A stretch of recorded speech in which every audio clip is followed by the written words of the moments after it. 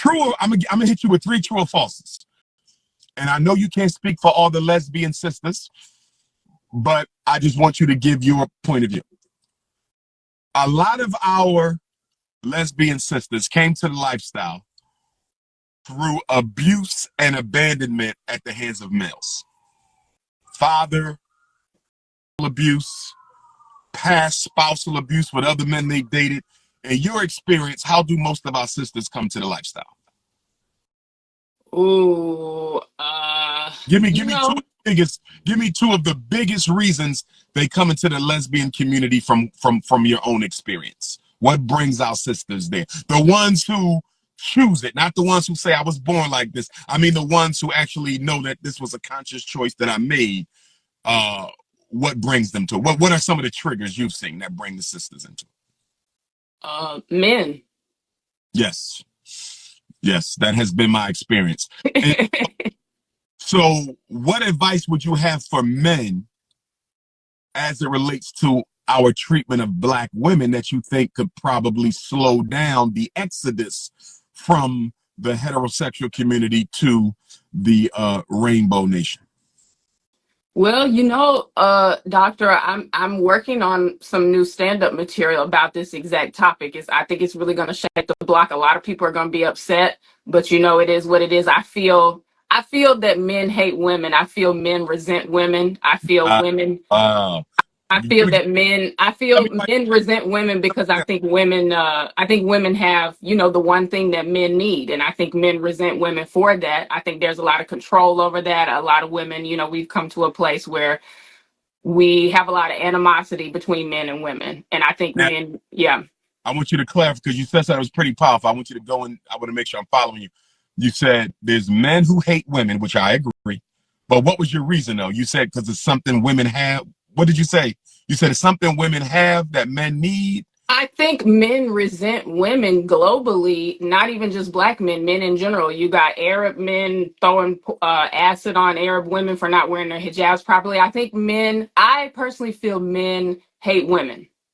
I think men hate women. I think men resent women because we have the one thing that men need. If you think about a woman, and this is kind of getting into queerness, lesbianism, masculine women, butch presenting women, masculine presenting women, right?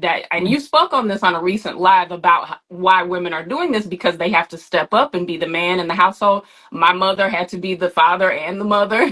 So it's like, it's been a slippery slope. This is where we were leading this whole time, having fatherless homes and things like that. But I do think it's rooted in hate. I think that men hate women. I think men resent us for having the one thing that they need. Because if you think about a woman doesn't necessarily need a man. A woman can sort of function, unless you need to have children or something like that. But we're in all these pandemic conversations about population control and that sort of thing. So that's a whole other cup of tea. But I just think that there is a lot of animosity from men towards women. There's a lot of rape. There's a lot of sexual assault from men to younger women. We talk about R. Kelly and these sorts of industry conversations that are going on. And I think women just live in complete fear for our lives every single day. I have a pocket knife. I'm always talking to other women about how we can just protect our vaginas in any capacity. So Wanda Sykes has a really funny bit about how dangerous it is to just have a vagina. Like, how you could just go for a jog, and, she's a part of the alphabet community as well. But, I think it's just, the answer is simple. It's a 3-letter word, and it's men, M-E-N. Okay. Now, when you say that, I need you to clarify, because you have some sisters, be they heterosexual or lesbian, who will scapegoat men totally for the trauma they've had in their lives. Here's my question to you. Do you think women can go so far in their criticism or accountability towards Black men that you almost breed a hatred from Black women towards Black men who have not even been traumatized?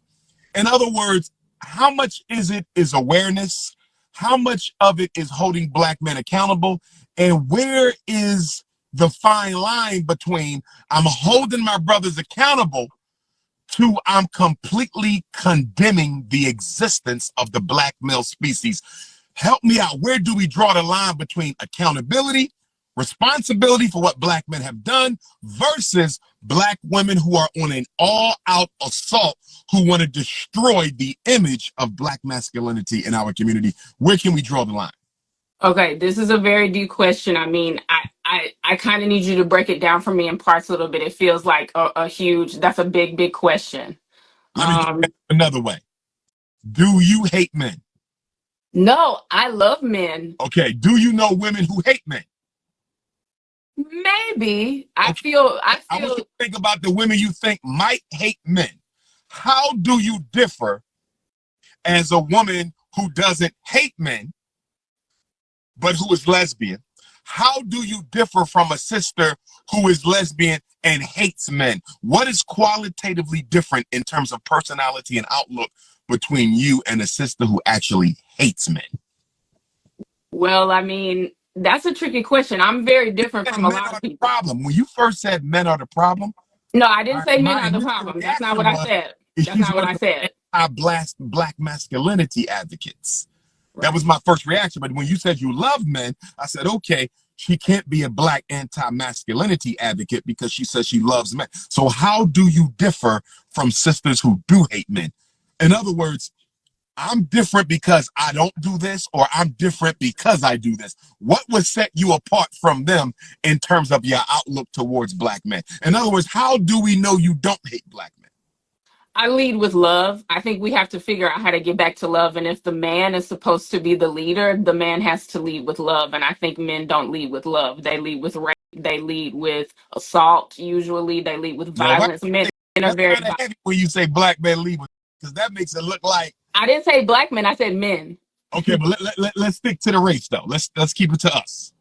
Let's stick to the race. How would you say black men are leading? How would I say black men are leading? Are leading in our relationships with women. How you say like men will lead with rape. How do you feel black men are leading? We're leading. We're engaging women on what level? With what energy? How are we presenting? When you come across a group of black men, what are your expectations of what we're going to do when we meet you? Try to figure out how to. So the number one thing on a black man's mind is coochie. Yes.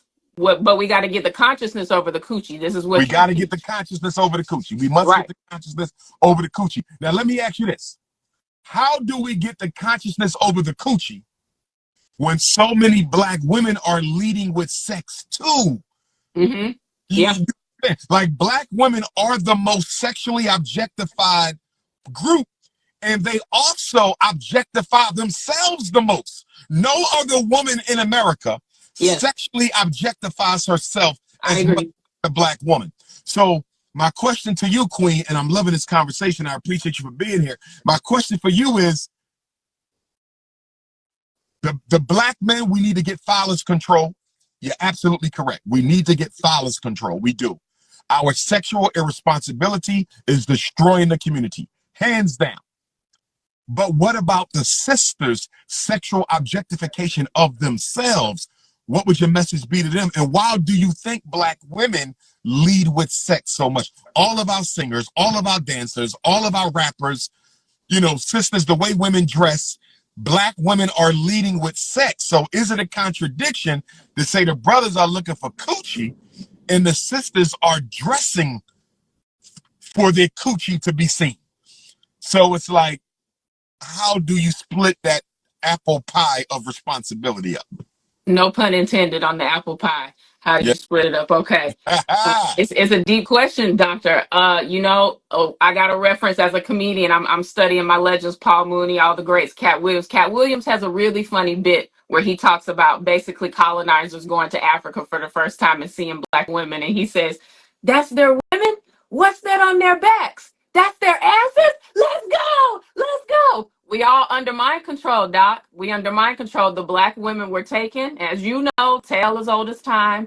This was the downfall of the entire situation, right? We were taken.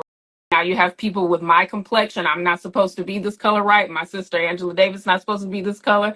This is why we look this way from all the slavery that was going on the plantations, because the black women just simply from existing, apparently tipped the colonizer so much, and it led to the downfall and the spell and mind control that we're now under. So the men have to lead with love and the women will follow. But we are under so much mind control and we are under so much like evil propaganda. We just have strayed so far from God's light. But if black men are able to find a way to stand up, and like you said, I forgot how you worded it, phallus control. Yes. If we are able to get to a truth, and I wanted to talk to you about Kanye, and some of the other people too, because I feel you have a lot of animosity in that direction, and I understand what he's trying to do. He's also trying to lead with love and get us to truth. He gets lost along the way. He's a He Gemini. does. I'm Gemini rising. And he We fall. no bunnies alone. But go ahead. But we got to lead with love. These bots and these AI, you just had a bot call you. This AI is really out here. We have to fight. We have to fight with love. You know what I'm saying? We got to, because they're training the bots to fight and they come in with the hate. They just want to get you to engage. We have to start leading with love. As soon as the black men step up and lead with love and not lust, the black women will follow, I feel. But I also am not versed to speak on this because I don't date men. I mean, the only relationship I've been in is with Have a you man. ever, and what age did you stop? Listen, Umar, you're going to end this live on me, Doc. The only man I've ever dated was a white man, but that was when I was asleep. I was in my get out era. God woke me up. I got out. I'm halfway there. I got one leg in the elemental P What brought community. you into lesbianism then? I feel it was always there. I've always been very masculine, very tomboy, but I don't identify with that label lesbian if we're getting into terminology and stuff. I'm queer. I'm still open to men. I just, Termination. that it's just very fearful dealing with men. You can get STDs, you can get pregnant and unwanted pregnancy. There's a lot rolling the dice when you're dealing with, cishet men. Okay, I'm gonna put my psychology hat on real quick. Yes, thank you. When I hear your reasons, I also hear trauma. Of course, that's black people's middle name is trauma. You've been through at least one traumatic relationship with a black man. I've never dated a black man. No, it may have not been romance. It could have been biological father. Yeah, my mother says this. My father passed away when I was 12. My mom says that I have trauma attached to that. And so who was your father figure from 12 into adulthood? Did you have one? Other men in my family, felt close family friends of his. My father was sort of like you. He was a community organizer and activist. He was from Brooklyn, and there's a big mural up of him in Connecticut where he's buried in Stamford, where I was born. But yeah, there were men around. But you're not wrong. I'm agreeing with you. There has to be that figure in the home, present, physically there. Because I must have at some point, started to gravitate toward masculinity, playing more with the boys, roughhousing and stuff like that. And, that just sort of adapted within my personality. But it was also what I was observing as well, right? Having been in a single parent home, my mother fixing everything, providing, So it's you're not wrong. I mean, I love the psychological aspect of it. I love when you say psychologically black. I'm speaking in Dr. Umar. I want to get a Dr. Umar dictionary going for the young generation. Got you. I appreciate you, Mama. One last question for you, because you said something earlier that sparked my thinking. I noticed that many of the lesbian sisters are hyper masculine. Some of them. You don't pose this way. You're referring to what we would call like studs or AGs or butch. Yeah, white women call butch. Yeah. Right. Here's my question. What leads a woman to the hyper masculine partner, aka stud, versus a strong heterosexual male? Why date a woman who is artificially posing as a strong black man versus having the organic, real strong black man? Why would a woman go to the female who's living her life as an artificial male versus with a real black man? Help me understand the psychology of that. She goes past the brother to the woman who's living her life for the most part as a man. Once again, I got to give my disclaimer. I don't identify as a stud, and I have never dated one, so I don't. I'm not But versed enough to I speak. I'm got you. not qualified enough to respond. But from my perspective, I can just give you my interpretation of what I've observed being in Yeah, the yeah, community. yes. It's simply kind of going back to what I said earlier, which is that to my impression is that you're basically just getting a safer version of a man, right? Wow. You're getting a much a version of a man that you can have a better chance of trusting. Once again, I don't identify as a stud. I don't identify as I've masculine. actually said that. I did a live before Okay. lesbianism.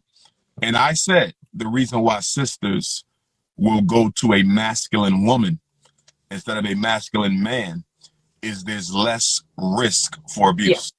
That's how I would interpret that situation. I mean, I'm thinking as a queer woman, if I'm passing a man to seek out a masculine presenting woman, it's probably because I'm going to feel a bit more security there. I'm going to feel a bit safer. There's less risk of my children there's less risk of another woman entering the space because, as we know, men struggle with the fallacy. So But there's let a me, conversation of other women being involved. You're going to have a little bit more chance of, is it monogamy or just trust? I think it's probably the word I'm looking for. It's like I think there's a little bit more trust there. But once again, I want to give a disclaimer. I hope I'm yes, not yes, offending any studs or black queer people that are yes. watching. I really am not. I can't speak to situations that I've never been involved in. Last question. How old are you, if you don't mind me asking? I'm gonna be 35 next month. 35. You've never dated a man. Would you ever No, consider? no, no. I've actually never dated a woman. The only relationship I've been in is with a man, but I identify as like queer, bisexual, Oh, like so gay, you've never whatever. been in a relationship with a woman? I've got 5 planets in Capricorn, Dr. Umar. I just be focused on the bag if I got to be honest with you. I'm not really a dater type of person. I don't really be out here dating like that. Okay, so you could date a man. I'm not closed off to anything. I think in order to receive God's blessings, you got to be open. You got to be in the right place at the right time. I'm definitely not opposed to men, but like I said, I think uh, as a woman, I just kind of am very fearful of men. I think, and a lot of this is rooted in childhood trauma. I will absolutely admit that my Okay, mom. I okay. think something happened to my mother, if I'm being honest with you, when she Yeah, was younger, and she is just absolutely horrified of men. She tried to date a few guys. God bless her with a lot of really nice black men, but she, first of all, didn't know how to treat them because she didn't have her mother. So she probably wasn't able to observe how to actually care for a black man and treat them. So she unfortunately ended up being very mean to all the black men that God blessed her with that were really good men. And they actually stayed in my life. That's to answer your question earlier. You asked me who was my father figure after my father passed.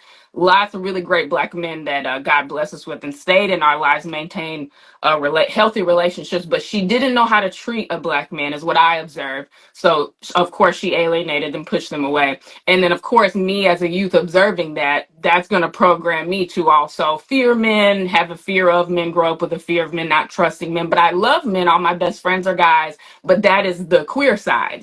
That's the side that identifies with masculinity and playing video games and just hanging out. I don't want to do shit that like most straight girls want to do. So it's very interesting. But basically, long story short, Doc, we are psychologically down bad.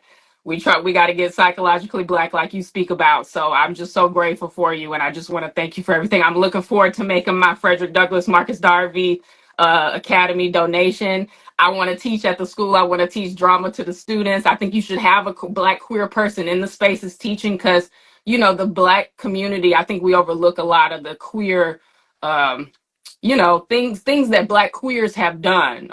There's a lot of that people don't talk about or that get swept under the rug. And whether you think of it as an illness or a disease or what, we still have to acknowledge the positivity that black queer people have done for the community. Do you think it is in the best interest of our community to promote queer life as healthy for our children? Do you think that is in the best interest of the future of African people? Well, I don't want to answer your question with a question, but I do kind of want to ask you, like, do you think it would be better for a child, let's say how I grew up in a single parent home, or do you think it would be better for a child to grow up in a queer home with two parents? What do you think is best? Well, remember, if the child is growing up in a queer home with two parents, that means that the original family that gave birth to that child somehow was disadvantaged. In other words, if you and I make a child and that child ends up in a queer family, that means there was a breakdown in our family. Because why would a child end up with anyone other than its own biological parents? What I'm asking you is, would it be better to focus on healing the traditional Black family? Should that be the focus, as opposed to looking to the queer family as a band-aid to raise our children? I think we can have both. Life is about balance. I think if you spend time trying to heal the family, the child may get corrupted in the time that you need to try to heal, when the child could have had a queer, loving household in that amount of time. So you But can try wouldn't you to. admit that in the queer family, those two individuals, those two women, those two men who are together in the queer family, wouldn't they also be the product of dysfunctional homes based on the fact that they are queer themselves? Possibly. I mean, So yeah, you're not wrong. queer people came from two dysfunctional homes that produced their sexual confusion. If we bring a child into a family ran by two sexually confused persons, how could that be healthy for that adopted child? I don't know. That's a good question. I don't know the See where answer. I'm from? I always see your point. You're never wrong. I don't think you've Gotcha. ever told a lie or said anything wrong. I always agree with you as a queer person. I love everything you say. I got you, love. Well, listen, I want to thank you for being so honest, so straightforward.